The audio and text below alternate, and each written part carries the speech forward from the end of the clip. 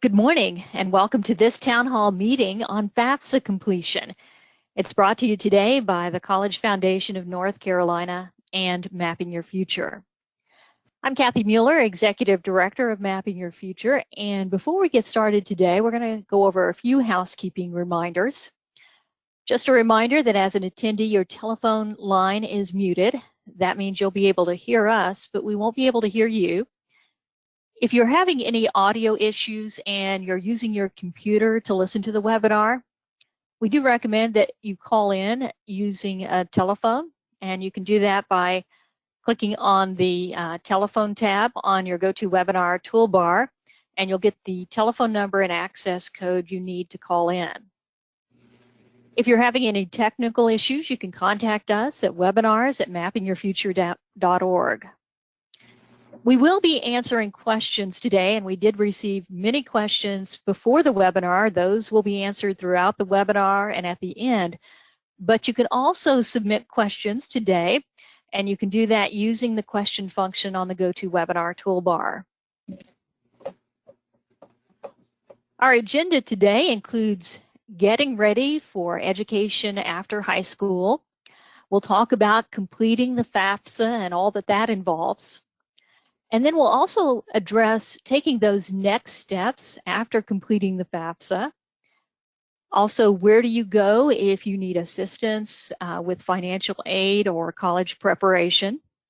And then, of course, we'll be answering your questions and at the end of the panel discussion today.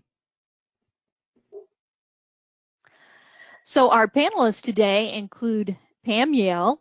Pam has an MA in school counseling from Seton Hall University. She is a national board certified school counselor and a licensed mental health counselor in North Carolina. Chris Roberts is our parent on the panel today. He is the parent of 2 high school students in the Outer Banks of North Carolina. His senior recently completed the financial aid process and will be going to college in the fall. Congratulations, Chris. He is a social worker in private practice at Coastal Counseling in Manteo. And we also have Lisanne Masterson. Lisanne is currently serving as the Director of Financial Aid at Blue Ridge Community College and has 30 years of experience in financial aid. She holds a BA in mathematics from UT Knoxville and an MA in education from Western Carolina University. So first off today, we want to find out from each of our panelists what they do, and we're going to start off with Pam first. So Pam, do you want to tell us a little bit about your work? Yes, so in my role as a high school counselor, I often work with students to develop a 5-year plan. That's 4 years of high school and then a plan for what comes next after high school graduation. And more often than not, that plan is going to include continuing their education. To that end, most students will benefit from some form of financial aid, whether it's grants, scholarships, or loans. And it's essential to complete the FAFSA to be eligible for all of those possibilities. And we know that it can be overwhelming, this whole process. So we're here today just to share some tips and common pitfalls and hoping that helps you through the process. So Lisanne, can you tell me a little bit about the role of the financial aid professional in this process? Sure. The financial aid professional at each of the individual schools that the student is looking at attending will actually kind of help them through the process and direct them to resources. The FAFSA form, of course, is the major financial aid document that you would complete to determine federal and state aid. But we also coordinate our institutional aid along with those resources and any outside scholarships that you get. One of the other big things that we can handle or help with is those special circumstances. Knowing that the FAFSA form contains tax information that's 2 years prior, your current situation might be different. So it would be the financial aid office that would kind of help make any changes to make that more reasonable with what you have available financially during that current school year. So Chris, what have you learned as a parent going through this process? First thing is, things have changed a lot in the 30 years since I went to college. So it was very scary as a parent trying to figure out how to pay for college for our son. And so we really had to reach out and get a lot of help in this process. And the biggest thing that we learned is that there are so many people out there that are willing to give you help if you ask for it. I can't think of any time where someone said, no, I'm not going to answer that question. Everyone seems very willing to try and help you and kind of normalize the process that you're going through. Thank you, Chris. So now we'd like to talk a little bit about why the pursuit of education beyond high school is important. And of course, you've joined the call today because you think it's important, but we'd like to talk about it a little bit to kind of explore that issue. And so Pam, can you address that issue first? Sure, Kathy. We know that education beyond high school will increase an individual's earning power and really their satisfaction in their careers. And so it will also afford the student more open doors, more choice in the future job market. And so that education could be in the form of a technical school or a 2-year college, a 4-year college, or even beyond. But continuing your education after high school really will give you that competitive edge. Lisanne? I'll address more of the financial aid issue because we know that any type of higher education that the student's going to pursue, as Pam said, whether it's a 2-year school, 4-year school, or beyond, is going to have a cost associated with it. And not all families actually have funds to be able to afford for their students to go to college. So financial aid is pretty much there to help bridge the gap and to find some of those resources to help families, even though they're primarily responsible for paying, but financial aid is there to kind of help give them a boost, whether it's need-based financial aid or merit-based financial aid. So we're here to help make that higher education possible. And Chris, you helped your son prepare for education beyond high school. So what did you communicate with your son about the importance of it? Well, we started off very young, always telling our kids that their education did not stop after high school, that we kind of expected that they would go on to college.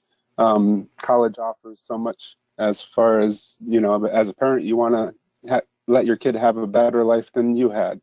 And also, college is more than just what you learn in the classroom. It is so much about the experiences that you have, how to grow as an adult, learning the skills while still having somewhat of a safety net to, you know, learn how to be out on your own.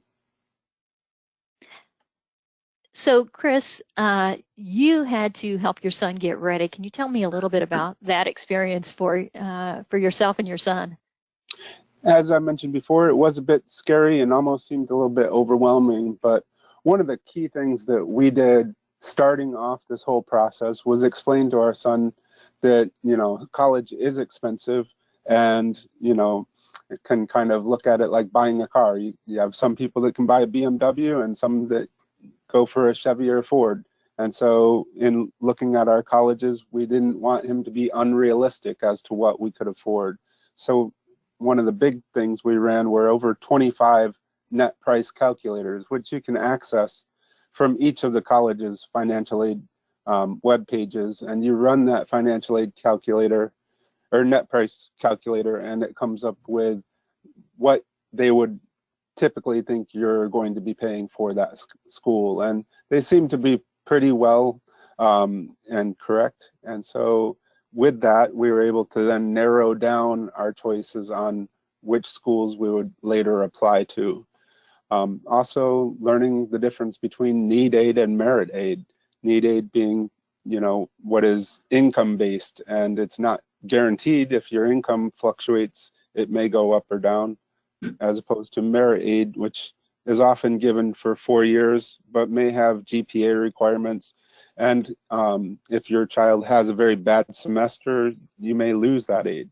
So there's so much to learn as a parent, and you have to narrow down kind of what you go after. So Pam, how do you work with your high school students in getting them ready for education beyond high school? So we meet with all our seniors individually and really stress how important it is to get organized right from the beginning. Keep a folder for college, write all your passwords on the inside flap, or keep them someplace safe. You may not use some of these passwords for another year and you will not remember them.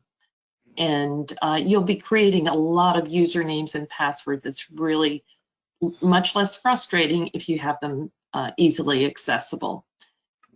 Another thing is to use your email address, an email address other than your high school one.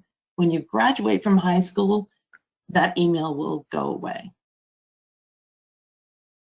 CF profile and use this outside email for everything college related. And then be consistent and accurate with your documentation. If you have a double last name or a hyphenated last name, be sure to use your legal name. That's the one on your birth certificate, on all your documents, whether it's applications to college, your FAFSA, or your test registrations, your ACT and SAT. Everything has to match in the end. And then set up a checklist of things to do. Narrow down your college your college selections. Collegescorecard.ed.gov is an excellent free resource for college search. You can customize the search to schools in your state, or you can go nationwide. And what I love about this is you can compare the average cost after financial aid, the graduation rate, which is really important, and the average salary after graduation. So that's a great tool. CFNC.org is another excellent free resource, and that is specific to North Carolina. And there's a ton of information there, financial aid resources, scholarships that are specific to North Carolina. You can also send your transcript and apply to North Carolina colleges electronically through CFNC's application hub. So that is a really nice tool. And then create a resume to use for your college applications. Makes it much easier if you have all that information accessible. Next, you'll complete the residency determination. You can do that in August before your senior year. You'll find the link for that on the CFNC website under the Apply button. And you only need to complete that once, and that is just to verify that you are a North Carolina resident.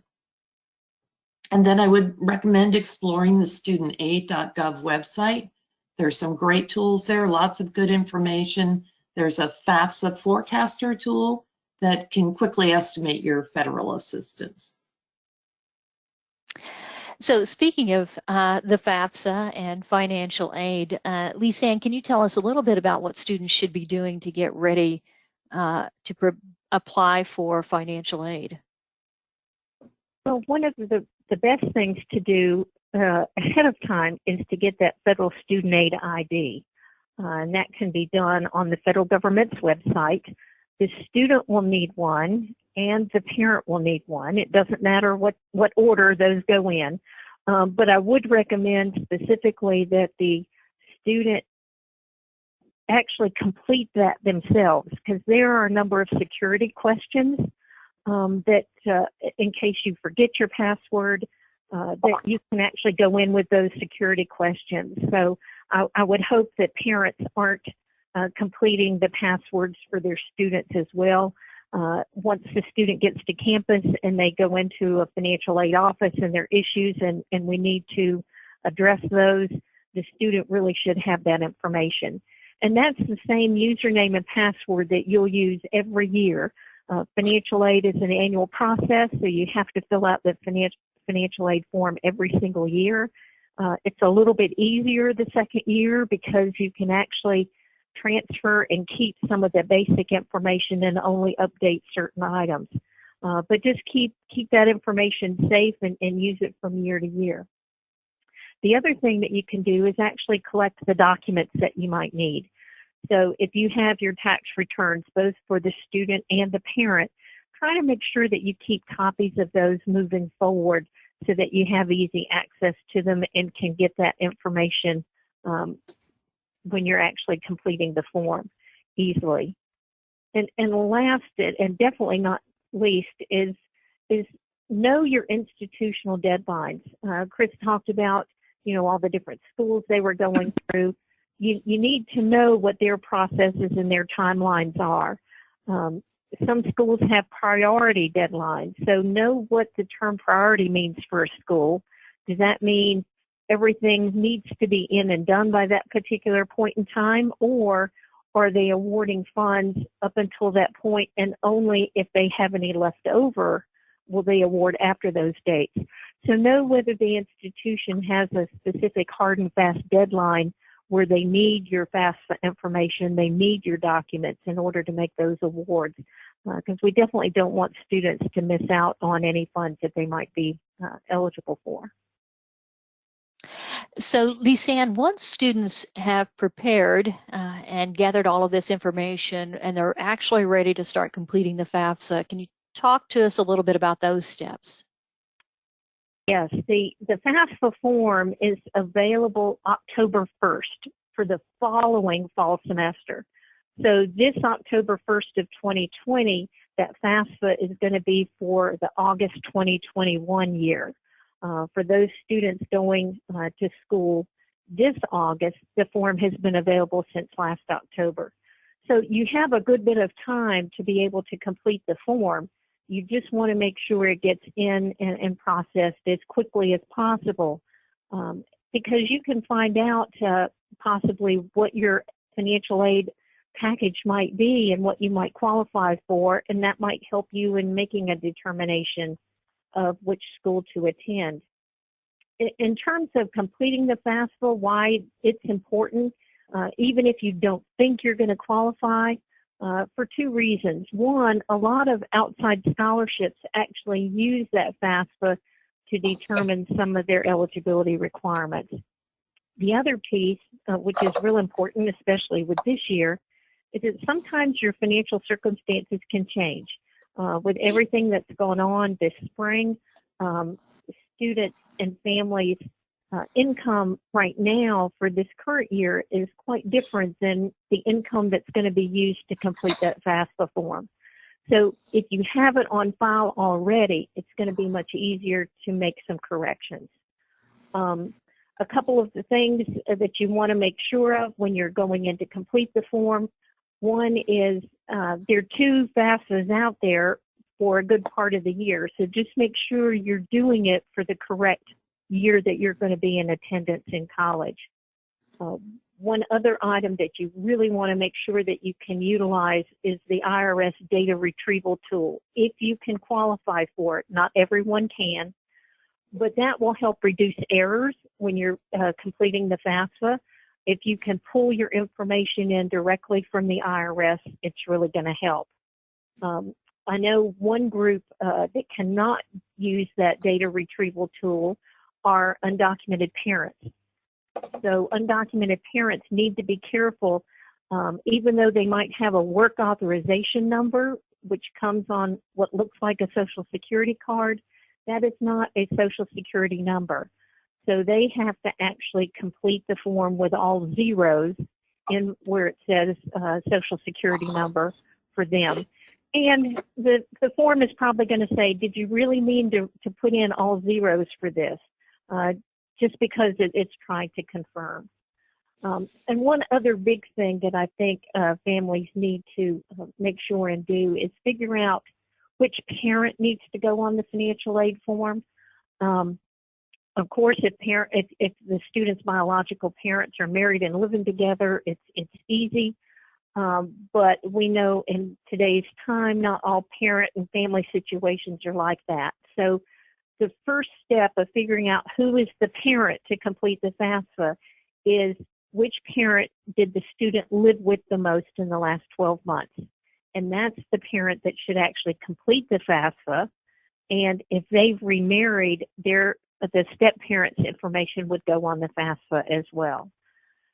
there are a number of online help tools as you're going through the form to try to help with some skip logic and to give you some understanding of what it's asking for and why.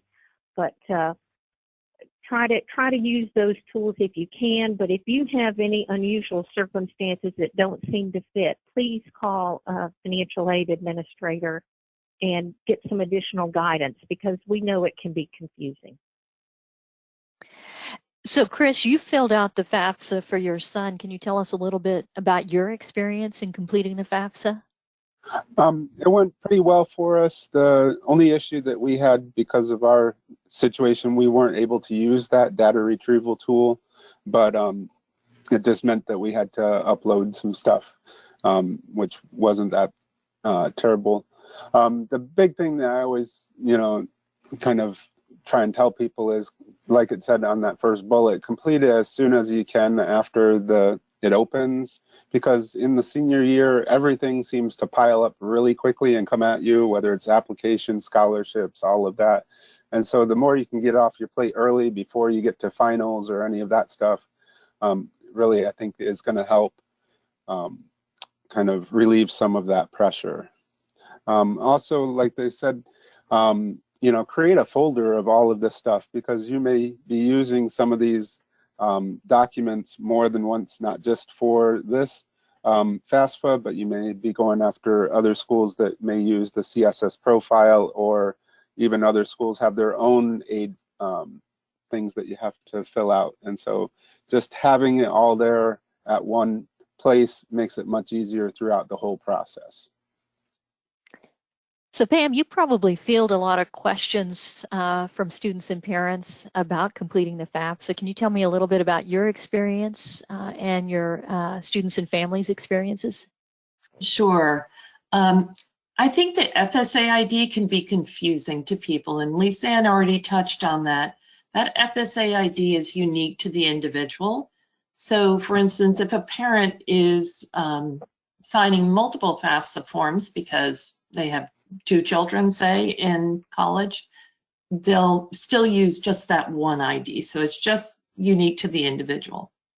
If you don't have an email address, or if the parent is undocumented and not a US citizen, then they won't be able to use the FSA ID. You need an email address in order to do that. So if the parent doesn't want to create an email address, they will just print it and sign and mail in the FAFSA. So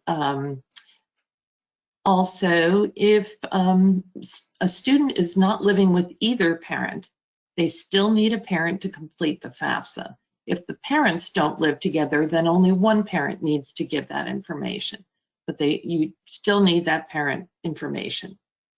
And then another question that comes up, my parents didn't file that year, you would still fill out the FAFSA, and you'll just designate will not file. And it shouldn't be a problem. You just may have to provide some extra documentation. And another question that's come up is, if a student has DACA status, are they eligible for, say, the forgivable loan, the FELS program?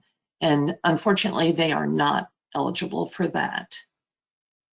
And I think those are the most common questions that have come up.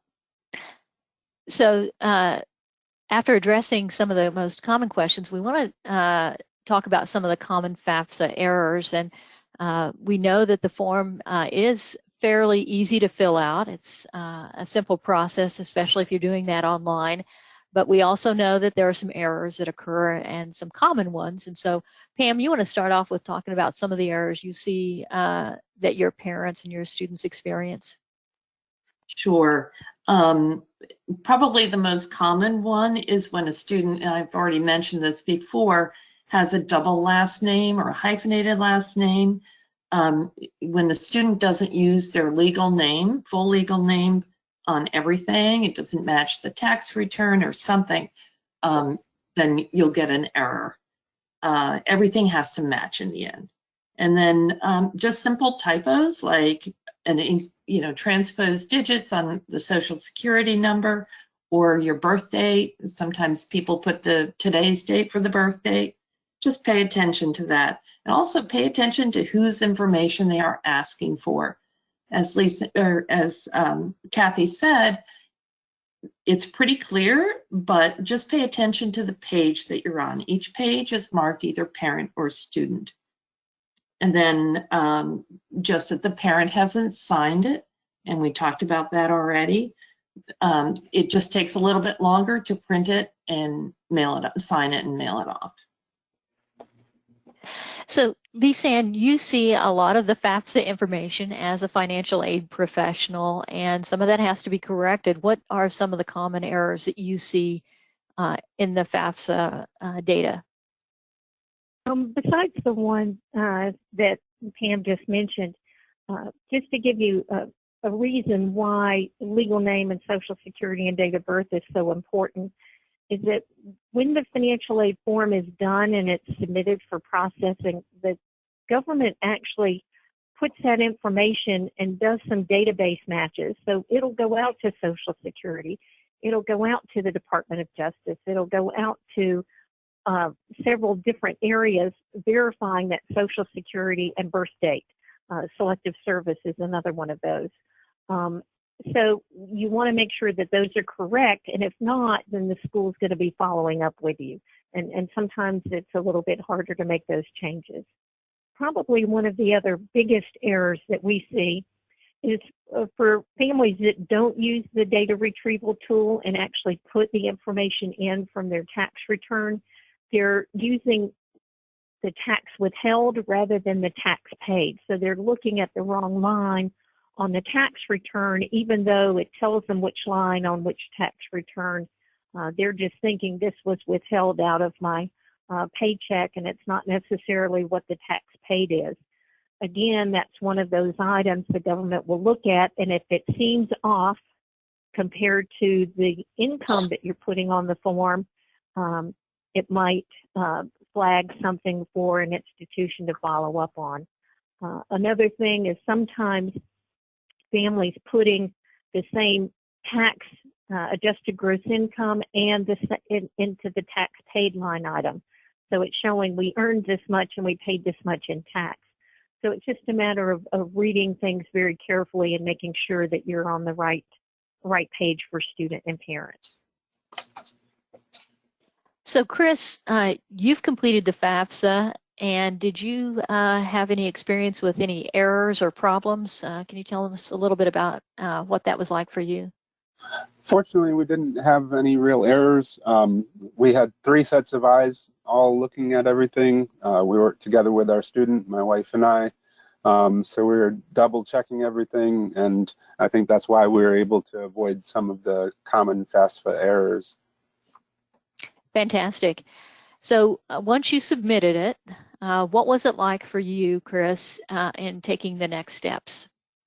It was pretty exciting because, again, you're trying to figure out if you'll be able to afford all of this. And so, you know, this is potentially tens of thousands of dollars. And so one of the hard things was, you know, just comparing all of the different award letters and trying to figure out what they all meant. So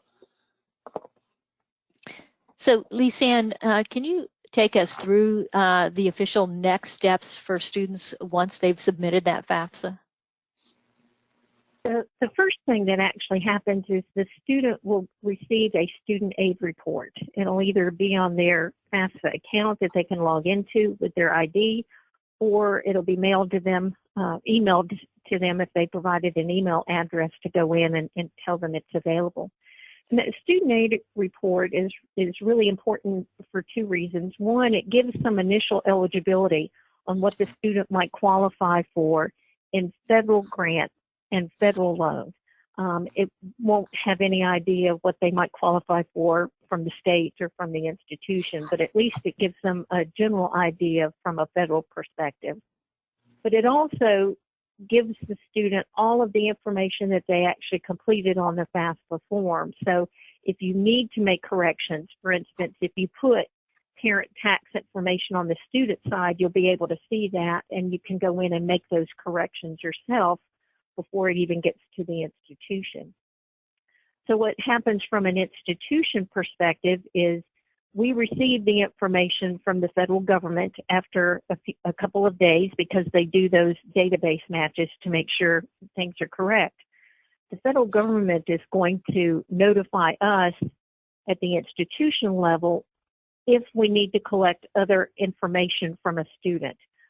Verification information, maybe they were just selected at random for us to verify their adjusted gross income or their household size. About 1/3 of all applications that go through the process are selected for some kind of verification. The federal government will also let us know if we need to follow up. Maybe they couldn't verify students registered with Selective Service, so we're going to ask that. So for the most part, it's not us as an institution trying to be nitpicky. It's because the federal government has asked us to check on that information. And then once we get this, we will start to put together a financial aid award letter from our institutions. So a student's going to get financial aid awards at multiple institutions if that's who has received their information. Part of what you might want to find out is when you're going to be notified. Some schools do all of their awards on March 1 or April 1. Some schools will do it as they get your information. So kind of understand that process. But also know, and I had mentioned it earlier about the special circumstances. You know, if you've had a job loss or parents are getting divorced or separated when they weren't 2 years ago with the information that's on the form or tax return, contact the institution because we can kind of help guide the student with what documents we might need so we can make those corrections. And lastly, once you get that award letter, they're all going to be different. And Chris will probably talk about that a little bit too, is, you know, every school has a different format for their awards. I would just say read through it very carefully.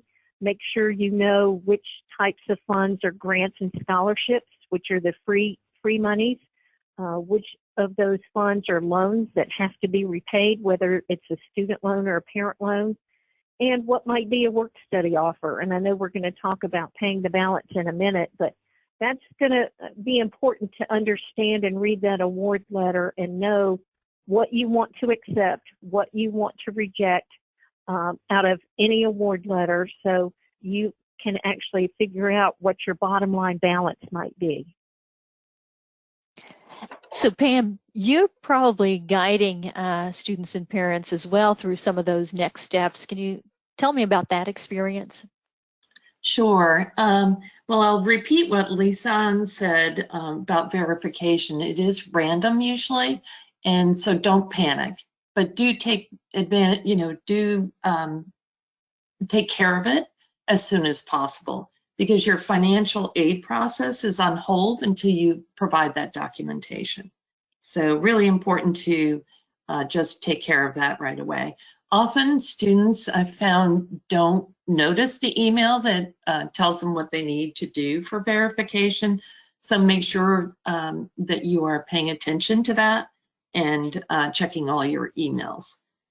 And then as far as your award letter, if you choose not to take some loans, then you'll need to find a way to come up with that amount on your own. So maybe you take on an extra job, maybe your parents take out a loan. There's parent assist loans in North Carolina that are worth checking out. And then you can also look for scholarships to make up the difference. And college is an investment in your future, but don't borrow more than you need, because one day you're going to need to pay it back with interest.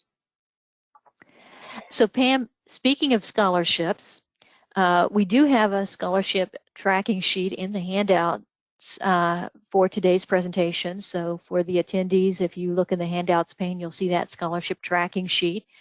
But can you start us off with some search tips? Sure.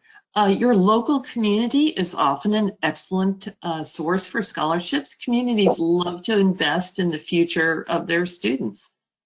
So that's a great resource. There are also scholarship search engines that are available, some of which are College Board's Big Future, FastWeb, and then the CFNC. Those are all excellent resources. There are also scam scholarship search engines out there that will collect your information, or they may charge you for their services even though they don't deliver. So you should never pay for a scholarship search, and check with your school counselor or college advisor for more information on verified websites. And then use a separate email address again for all things related to college and scholarships. That way you won't miss anything. And you use that resume that you created in the summer because you can give that to your recommenders, whether it's for your college application or for a scholarship, and they can write a more complete recommendation because it helps them understand sort of who you are. And then most students will avoid applying to scholarships where an essay is required. And that cuts out a lot of the competition. So go ahead and write those essays. It's worth the time that you spend on them. They can often be adapted for multiple scholarship applications. So Chris, did you help your son with some scholarship applications? Yes, he did some of the local scholarships, and he also went for some national ones. We're still waiting on any word back from them. So, but you know, we treated it like it says there, treat it like a job, because if you can get, you know, $1,000 for a scholarship for, you know, an hour worth of work, that's pretty good return on your investment. And so we just really kept telling him, this is your job right now, is trying to help figure out how to cover this. And so it was, you know, the essays, I think just almost every single one that we went after did have the essay. And so as Pam said, maybe that will bode well for him. So Lisanne, from a financial aid office perspective, what do you recommend students do when they're searching for scholarships? Most of our students actually receive scholarships that are local in nature and not from large national scholarship searches. So things that would come through the high school or their church or a local civic organization. Those are the types of scholarships that you'll probably have your best luck in getting. And, you know, you can check with your Chamber of Commerce, get a list of local civic organizations, and start early. If you have your resume already done and your essays already done, you'll be able to get on those pretty quickly. And follow up with the high school guidance counselors, because they usually get a lot of scholarship information from all different institutions and companies as well. So most of them will be sending information out to students. And the last thing is find out how the institutions that you're looking at will handle the outside scholarships. There's a maximum cost of attendance that we have to stay within when we're putting together that financial aid award.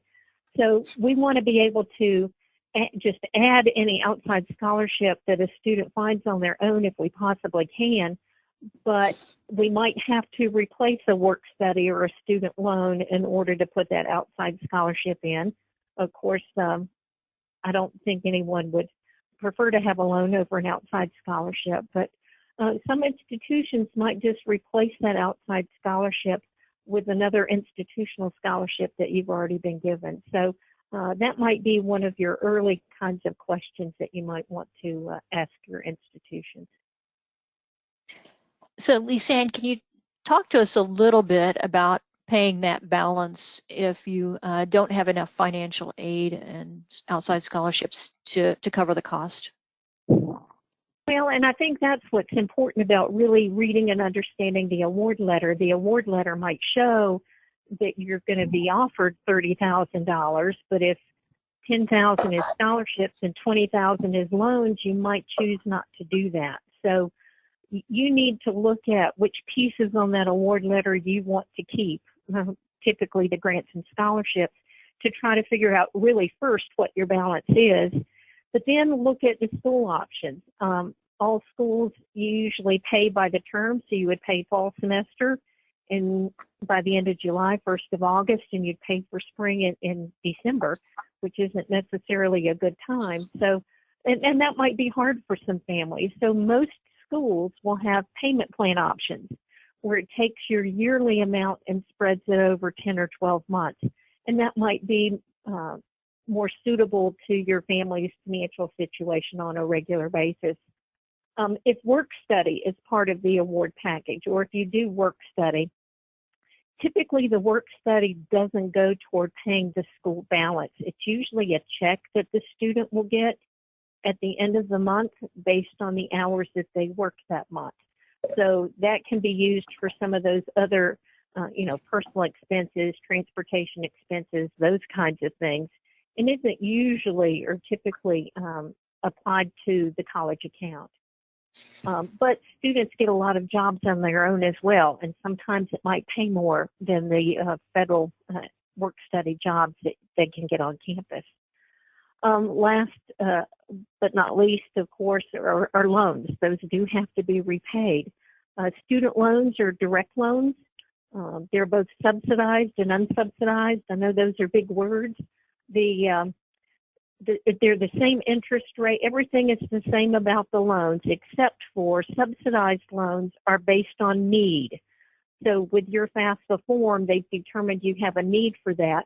And if it's subsidized, that means right now the government will pay the interest on it as long as the student's enrolled at least half time. So the subsidized loan is the best loan for students. It would be offered automatically first before the unsubsidized loan. But you don't have to take the full amount that's on the award letter. You can say, I only want $2,000 in a loan. I don't want the $6,000 that you've offered me. There are parent loans out there as well, the Parent Plus loan, the Parent Assist loan. Those you want to go through and look at. The Parent Plus loan is the federal parent loan. The Parent Assist loan is through College Foundation of North Carolina. So there are a number of other loan options, but the ones that are listed, you want to do student loans first because they typically are lower interest rate. Check on the two parent options to see if you have to go that far because you can borrow what you need. Alternative loans would be the last option because those are like private loans walking into a bank. They may require a cosigner. The interest rates can fluctuate. So you want to be careful with those unless you absolutely need them. So now that we've talked about the overall financial aid process, I'd kind of like to look at the big picture here and get some tips from each of our panelists. And first of all, Pam, can you give us some tips from your perspective as a high school counselor? Sure. And I think we've already touched on this. Make a plan right up front and stay organized. Create a checklist so you don't feel overwhelmed of all the things you'll need to do. Then you can cross them off and you see you're actually making progress. Complete the FAFSA as soon after October 1st as possible. Follow your CFNC rep on Facebook. They post excellent informational videos to help you with the process of applying and paying for college. And then explore the CFNC website for scholarships, financial aid information. And then take advantage, as Chris said, of any resources available to you. Ask for help. Most high schools will host at least one FAFSA workshop, and often financial aid experts from the local colleges are there available to help you answer your questions or help you fill it out. And then with all the technology available today, even in isolation, virtual meetings where you can share your screen if there's a question can really help to clarify those issues. So really ask for help. And ideally, we all know exactly where we're headed every step of the way. Often though, your experiences, your skills, your interests are still developing in high school. Internships are a great way to sort out what kind of work environment you thrive in. CFNC has some excellent tools for career exploration, and that can help you to narrow down your focus. But even if you're not sure of your goals, go ahead and file the FAFSA as early as possible. You can designate schools and then go back and delete and add schools at any time. So you may be surprised by the aid packages that some schools offer. It's also important not to close off any opportunities. Often, the very process of applying for schools can help you to solidify your goals. So Chris, as a parent who's recently gone through all this process, in fact, probably still in the middle of it, can you give us some tips? Yes. First off, again, realize that you are not alone. And so we joined several different social media groups on Facebook, paying for college groups, paying for college 101, those kinds of things. And you can quickly figure out who kind of is in the know and who's been down this road before, and able to pick their brains on that. Additionally, networking, talking with your teachers, talking with parents, all the other seniors, you know, they're in the same boat, and it seemed like all of our conversations kept going back to completing the FAFSA or how to get aid and that kind of stuff. Also, the financial aid offices at the university, guidance, and just pick everyone's brain. And then the big thing that we found was creating a spreadsheet and listing all of the scholarship deadlines, all the application deadlines, FAFSA deadlines, everything, so that we had it in one place and it was easy to come back to. And we found ourselves constantly referring back to that, whether it was when a university was going to announce their deadlines or that kind of stuff. So those would be the main things that I would say. So Lisanne, as a financial aid professional, you probably have a lot of tips for our students and families. Can you share some of those with us? Well, first and foremost, the financial aid office is there to assist students to go through the process. And not only with the FAFSA and knowing whether they might qualify for federal and state aid, but just our institutional aid and some key tips on those outside scholarships as well. The key really is to file as early as possible with as accurate data as possible. So try to make sure that you use that data retrieval tool if you can. If not, just be careful or make the changes if you need to do that. And really the big thing is to not miss those deadlines. And I know Chris and Pam have both mentioned that. So with the institutions having totally different timelines and processes, just keep in touch with those institutions and make sure they have everything that they need.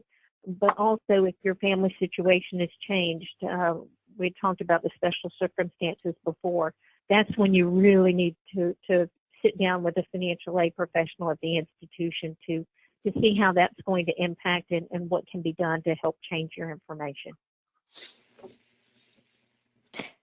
So I want to thank our panelists, and we're going to move to the questions now. We've addressed some of the questions throughout today's presentation, but we have some additional ones that were submitted, and also some of those were submitted today and some were submitted beforehand. I'm going to turn it over to Marcia Weston, who is the Associate Director for Outreach, Grants, Training at the North Carolina State Education Assistance Authority. So Marcia, do you have some questions for us? I do. Thank you, Kathy, and to the panelists. Great information. We have several questions about the impact of COVID-19 on FAFSA completion. So one is, if the financial aid award package has already been sent, what can a student or parent do to let the financial aid office know there's been a job loss and a change? And I would say, Lisanne, could you address that, please? Oh, sure. We understand in the financial aid offices that we're going to be dealing with a lot of special circumstances. So even though you've already completed maybe a FAFSA over this upcoming year based on 2018 information, each school has a slightly different process or a different form that you might complete that would probably want to verify 2018 and 2019 that's already been completed, but will probably ask you for some documentation or current pay stubs or a letter from unemployment or a termination letter to get an idea of what your 2020 income might be. So those are the types of things that an institution would be looking for. and then the institution gets to decide which items on the FAFSA they're going to change individually. So you would need to work through every single school if you still got several schools on your list, because they might make different changes. But yes, that's a normal process, so don't worry about that. Just make sure that you get that information and work with the financial aid office. Great, thank you. Pam, I'll ask you to address this one. We have several questions about when a student and parent need to start looking at the FAFSA and its completion. Is that in junior year or senior year? Okay, that's a really good question. We get that a lot. So you can start exploring the studentaid.gov website, but you will not fill out the FAFSA, the actual application, until October 1st of the senior year, okay? And that will be using the prior year's tax return. So if you're going to college in the October 1st, 2020 application will be for the school year 21-22. So if you're a senior this coming year, that's the application you'll fill out, and that will be available on October 1st. And again, just make sure you select the correct application. There will be 2 application years available when you log into FAFSA. Great, thank you. We also received several questions about citizenship status. And Lisanne, I will address this to you. Could you clarify whether or not a parent can use their Social Security number that states not eligible for work or for work purposes only when creating an FSA ID or completing the FAFSA? Yes, if the parent has one of those cards that's a work authorization only, if they are not a U.S. citizen or eligible non-citizen, they need to complete the FAFSA, and they can actually do it, but they need to put in all zeros for their Social Security number. And they're going to have to put in their information in manually from their tax return, so they can still put their tax information. The only other piece is they won't be able to sign the form electronically because they won't have a federal student aid, the FSA ID, because they're not a U.S. citizen and don't have an actual Social Security number. So there are a couple of extra little steps, but yes, they can definitely put in their information, put in all zeros, and physically sign the form, and it can still be processed, and the student can still be eligible. Great, thank you. And here's a question I get a lot too, and I think sometimes we in this field forget to answer it, and I'm going to address this to Chris. So what is the benefit to my child in completing a FAFSA? It's going to determine the aid that you're eligible for. And so, as I mentioned, you could be talking tens of thousands of dollars, and these aren't just used for the one university that maybe you're applying to, but they're going to be used in figuring out other scholarship aids possibly will want to see them. So definitely want to, no matter what, fill this out to get your best aid package available to you. Mm-hmm. Great, thank you. I know it seems like such a obvious question, but it really isn't when you start to think about it. Do we still have time, Kathy? How are we doing? So I do have some other questions. We do have time for more questions, so go ahead. Great. Good. So gotten a couple questions about loans.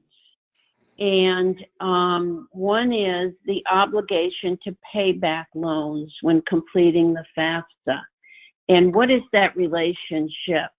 And Lisanne, could you address that? The FAFSA in and of itself does not actually award monies. The award letter coming from the individual institutions will say what you qualify for. And you will just need to look at that. Some award letters you will have to accept or decline if you want to decline the loan or accept the loan. Some of those award letters, the institution might assume that you're going to want the loans and actually process some work, but you still have to do a promissory note and some entrance counseling for students. So only when you get to that point are you actually obligated to a student loan. Because if you're owing the federal government, then you do have to do a promise to repay and to do some entrance counseling.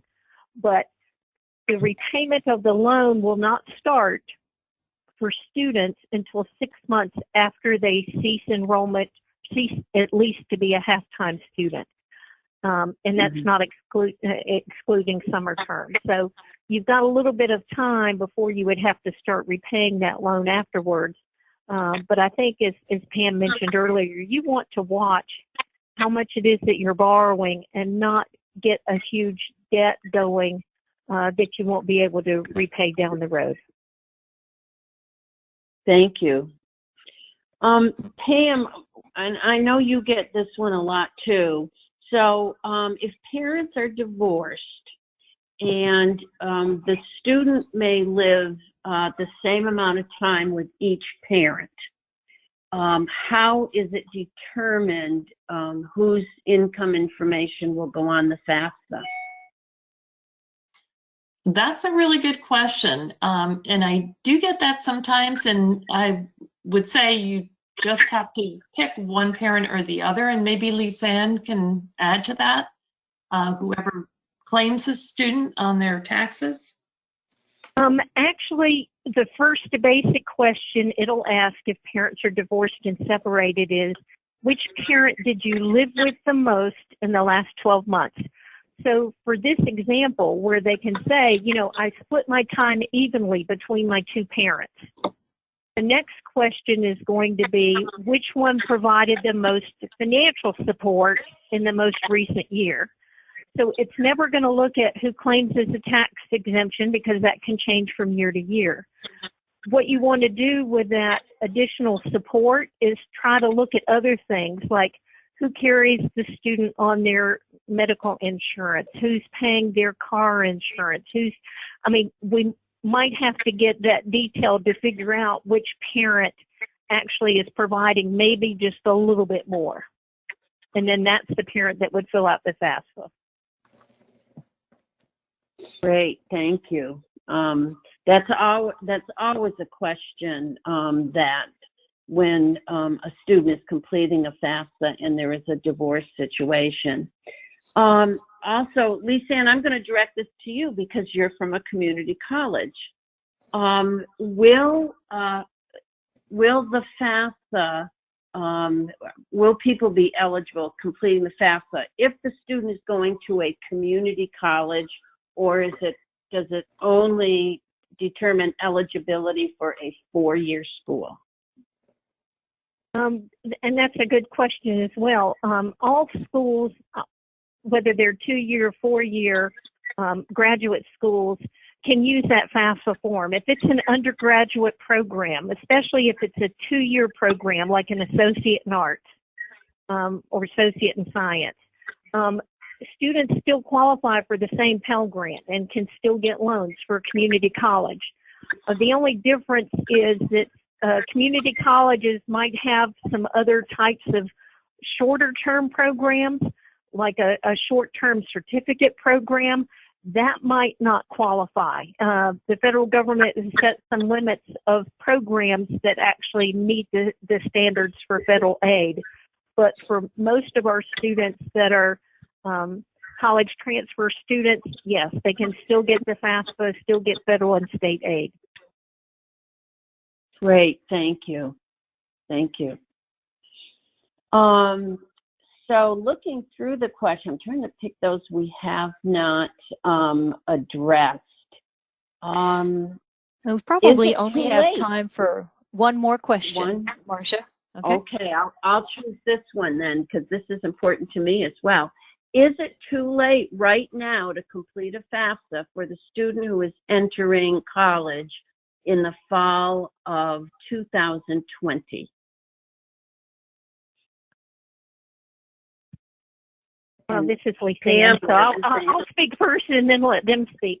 No, it's not too late. We have at a community college, most of our students actually don't even do their financial aid forms until July. They miss out on some other aid opportunities. But if a school has a hard and fast deadline, they might not look at it for this fall. But you want to go ahead and do it and have it on file and go ahead and try to get that FAFSA done for the current year. And just leave your options open. You're not going to get anything if you don't complete it. So definitely, yes, at least complete it. Make sure it's there. Make sure you have your top schools, your medium schools, and some backup schools on there just in case your plans change. Thank you. So I'd like to thank our panelists today, and just a reminder that if you do need assistance completing the FAFSA, make sure that you get some free assistance. You shouldn't have to pay to get any assistance in planning and preparing and paying for college. You can reach out to the College Foundation of North Carolina to Mapping Your Future, and also the U.S. Department of Education. The studentaid.gov website has free information available as well. We talked a little bit today about COVID-19 and that crisis and how it has impacted students and families. We do have some information here on the screen. I would encourage you to visit a website called studentaidpandemic.org. If you need some information on how to handle this for college students or borrowers, this website was created by Mapping Your Future and another nonprofit organization, the Institute for Student Loan Advisors, and it is free information for students and families. Again, I'd like to thank our panelists today for sharing their expertise with us, and I'd like to thank you for participating in today's presentation brought to you by the College Foundation of North Carolina and Mapping Your Future. Have a great day.